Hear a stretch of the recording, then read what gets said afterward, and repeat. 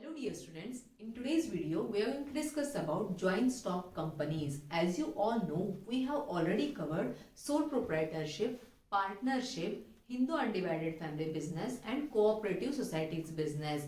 Please go and check out those videos first. This is very interesting and very important topic from your second chapter. So first of all, which are the acts governing this particular form of business organization? Companies Act 2013 at present and Companies Act 1956 means the companies which are registered under 1956 as well as 2013 are considered as companies as per Indian law. Okay, first of all, we'll discuss the meaning. As you know, from the meaning itself, you can point out 3 to 4 features. Okay, first of all, what do you mean by company? An artificial person. Company is an artificial person having separate legal entity. It is having separate legal entity. What do you mean by legal person? It cannot eat, breathe or walk as a natural person, but it can have other features. Which are those features? Which are those features of artificial persons? I'll explain it. These features. Okay, then an artificial person having a separate legal entity means in the eyes of law it is having a separate existence. Okay, then perpetual succession and a common seal. What do you mean by perpetual succession? Means after the death of owner of that company, also that particular business will continue, and it is having a proper legal procedure to wind up the company or for the closure of company. As in case of sole proprietorship, we can start as well as close the business as and when we need or as and when we want as a sole proprietor. But what do you mean by perpetual succession here?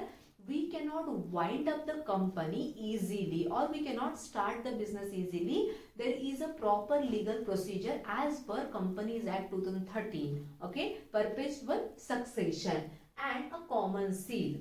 As you all know, company is having a separate legal entity. That's why it should have its own signature. That is called as common seal. It is an artificial person, so it cannot sign, so it should have a seal that can be used by a person who is sitting on the particular chair or who is having a particular right. Okay. Next, what are the features of joint stock company? 4 already covered in meaning itself. We have written here artificial person, separate legal entity, perpetual succession and common seal. If you are not able to write the explanation, only you are remembering the meaning itself, you can at least write those 4 points and get 1 or 2 marks. Okay. Then here in features, first one is artificial person. What you have to write in explanation? In the eyes of law, company is treated as an artificial person. Means what? It can buy its own property in its own name.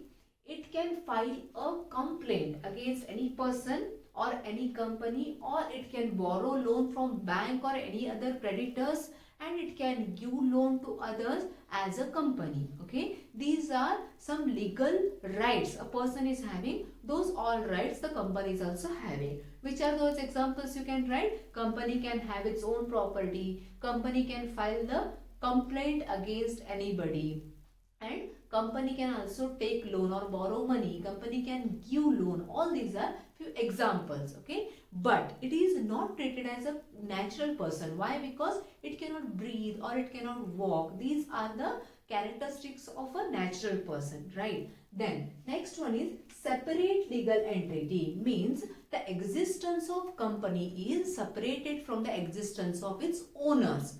In case of sole proprietorship, I as a person, if I started a company, my name and that particular business name, sole proprietorship, that concern's name is taken as a one entity. But in case of company, as per Companies Act, the owner is having separate legal entity and that company is having separate legal entity. From the day of incorporation, here incorporation means nothing but the registration. From the day of incorporation itself, it is having its own existence. Okay. Then formation. The procedure of formation or the legal formalities are complex.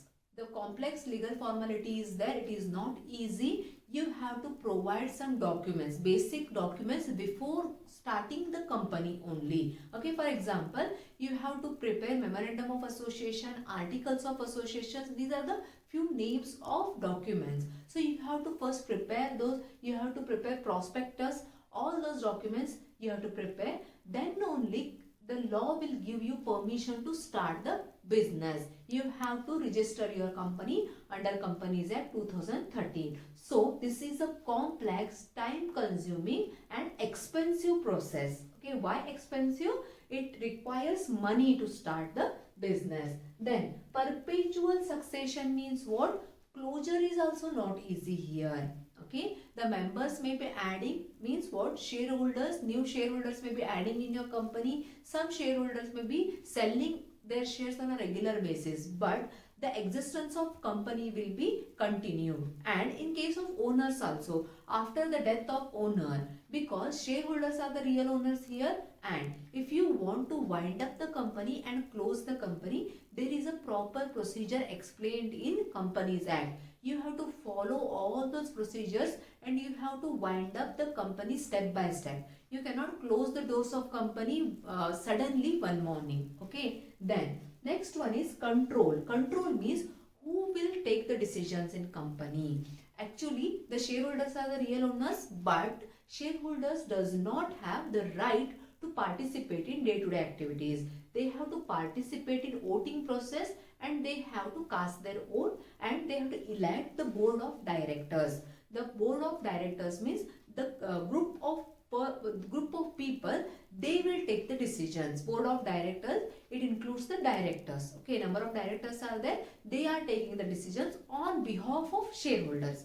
Okay, this is the process. Then next one is liability. The liability of the shareholders is limited here. Limited means what? How much you are investing in your company. Means what? If I am investing 1000 rupees, my risk will be 1000 rupees only. If my friend is investing 10,000 rupees, his risk will be up to 10,000 rupees. But your personal property will not be covered or it will not be taken to pay the loans of outsiders. Okay, then next one is common seal. As I have explained you already, as company is an artificial person, it should have its own signature, but it is not a natural person. So it should have a common seal. Common seal acts as a signature of a company. An agreement which is not having the common seal will not be considered as a legal document. In the eyes of law, only the common seal will have the value. Okay, next. Risk bearing. Risk bearing means what? Risk is not on anyone's shoulder here. Risk is distributed among all the shareholders. So many means number of shareholders are there, thousands together, lakhs together shareholders are there.